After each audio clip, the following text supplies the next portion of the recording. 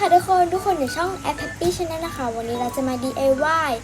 นี่เลยนะคะเหมือนเป็นกระดาษทะเลนะคะมันจะเป็นแบบเรียกแบบทะเลจากกระดาษนะคะโอเคเราจะเรียกว่าทะเลจากกระดาษนะคะก็จะมา DIY นะคะโอเควันนี้เราก็จะมาเริ่มเลยนะคะทุกคนเพื่อไม่ให้เสียเวลาตอนที่เราต้องใช้นะคะก็มีกระดาษคือทุกคนจะเอากระดาษยังไงก็ได้นะคะแต่เราจะใช้เป็นกระดาษ A4 นี้นะคะก็คือกรรไกรนะคะทุกคนสีไม้หรือสีเมจิกได้นะคะแต่เราก็จะใช้เป็นสีเมจิกนะคะทุกคนเทปก็ได้นะคะหรือว่าต่อไปก็ใช้เทปหรือว่าทุกคนก็ไม่ต้องใช้เทปก็ได้นะคะแต่เพื่อให้มันทนนะคะก็คือเราใช้เทปเพื่อติดตัวการ์ตูนที่เราจะเอาใส่ไปในน้ำนะคะแล้วก็อยากให้ทนนานนะคะเราก็ต้องใช้เทปนะแต่คลิปที่เราให้เปิดดูกี้นะคะเขาไม่ได้ใช้น้ำนะคะเขาไม่ได้ใช้เทปนะคะแต่เราจะใช้เทปนะคะเพื่อติดเพื่ออยู่ได้นานนะคะก็คือนานนะคะเราไปเริ่มกันเลยค่ะแบบมัน1 แผ่นเลยนะคะทุกคนอันนี้คือเกิดแบบมาใหม่เลยนะคะเพิ่งซื้อสดๆร้อนๆเลย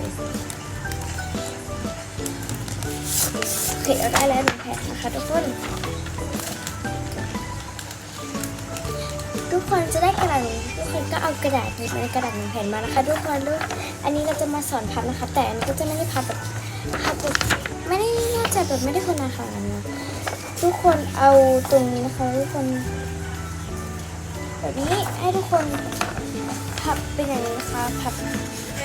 ตรงนี้นะคะทำเลยนะคะทุกคนพับไปเรื่อยๆเลยนะบอกเลยทุกคนต้องฝึกนะคะมาทุกคนเราพับต่อเลยน้องคือดีน้องก็มาค่ะน้องมีอะไรพูดมาเลยมันเป็นอะไรจำได้ไหมโอเคทุกคนก็พับเป็น4 มุมแบบนี้แล้วนะคะพับแบบนี้นะคะถ้าอยากให้ทนนานเราว่าเราต้องใช้เฮมติกนะคะ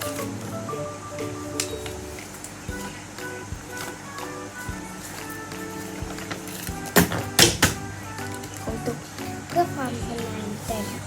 มันแกะตรงไหนก่อนให้นำไปแกะเทปเสร็จแล้วนะคะแล้วก็มาแกะเลย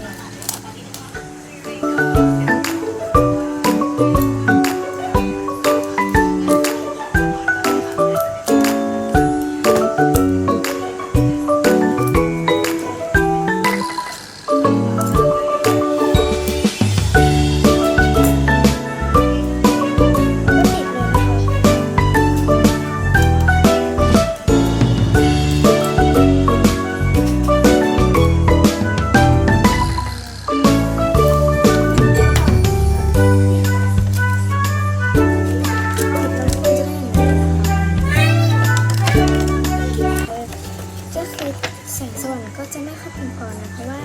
เราหายตอนค่ำนะคะเพราะว่าไม่รู้ว่าจะคิดคอนเทนต์อะไรดีเพิ่งคิดได้ตอนค่ำนะคะก็เลยทำวันนี้เลยเพราะว่าคอนเทนต์นี้น่าจะง่ายดีนะคะคอนเทนต์นี้ง่ายดีแล้วก็เลยทำตอนค่ำนะคะทำตอนนี้เลย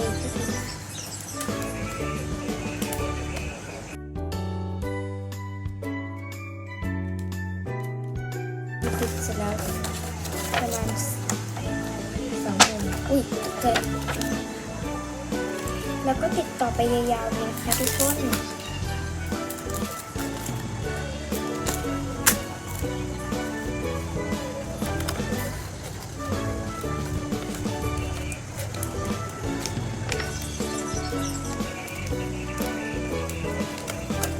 โอเคเราเก็บได้2 มุมแล้วนะคะไปมุมสุดท้ายกันเลย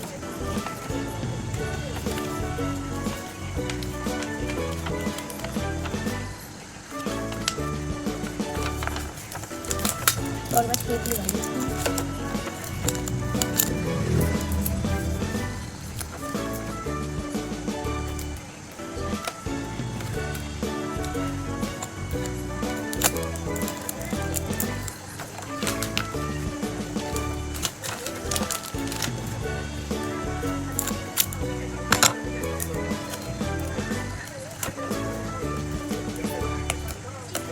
โอเคทุกคนเราก็ทำครบสิ่งแล้วอย่างนี้น่าจะไม่ค่อยเสียเท่าไหร่ 4 มุมแล้วมันก็จะแน่นหนาเลยวิธีต่อไปนะคะเราก็จะไปวาดก่อนเลยนะคะค่อยลงน้ำนะแต่ขออนุญาตไปวาดตัวการ์ตูนน้ำต่างๆค่ะทุกคนสามารถวาดตามใจได้เลยเช่นปลาดาวปลาแล้วก็อะไรต่างๆอะไรต่างๆได้นะคะคือต้นไม้ต่างๆได้หมดเลยนะคะทุกคนที่ทุกคนอยากวาดนะสีแล้วสบายแล้วเก็บไว้สีเสร็จแล้วนะคะก็จะมีการผิดพลาดนิดนึงนะคะมันก็จะไม่ค่อยสวยเท่าไหร่เพราะว่าแล้วก็ไประบายอันนี้มาแล้วนะคะต่อไปเราก็เริ่มติดตัวเคลือบเทปเลยนะคะทุกคนเราก็เคลือบเสร็จแล้วนะคะเริ่มเคลือบข้างหน้าแล้วก็ข้างในเลยต่อไปนะคะก็ถึงขั้นตอนการตัดเลยนะคะทุกคนนะคะเราได้ตัดเสร็จแล้วนะคะทุกคนเราก็พร้อมให้น้องๆลงน้ำก่อนน้องจะลงน้ำนะคะเราก็ต้องให้น้ำเสร็จนี้ก่อนเลยนะคะทุกคนมาดูกันว่าจะเป็นสีฟ้าที่ตอนนี้คือ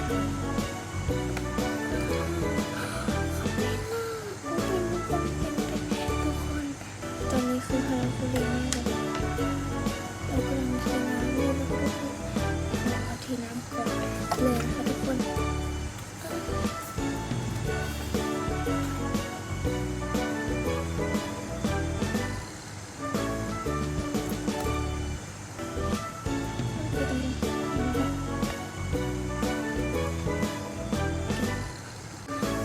มันเปื่อยกระดาษเปื่อยมากตอนนี้รู้สึกว่าเราได้น้ำน้อยมากเลยเราจะเติมน้ำเพิ่มแต่กลัวมันเปื่อยนะคะแต่เราก็จะเติมน้ำในนิดหน่อยนะเรามาเริ่มรวมกันเลยตอนนี้คือสนุกสุดอันนี้คนจะไม่เห็นเพราะว่าเราเอาไว้บนตักของเรา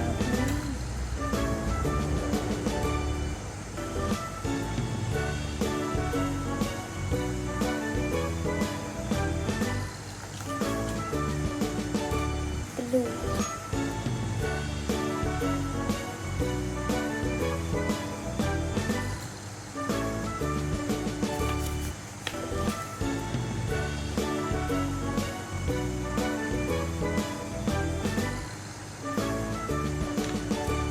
เราขอทำกระดาษกันนะคะทุกคนแต่เราจะไม่ติดเชื้อเราต้องทำขนมคนนี้นะคะทุกคนอะไรไม่ขนม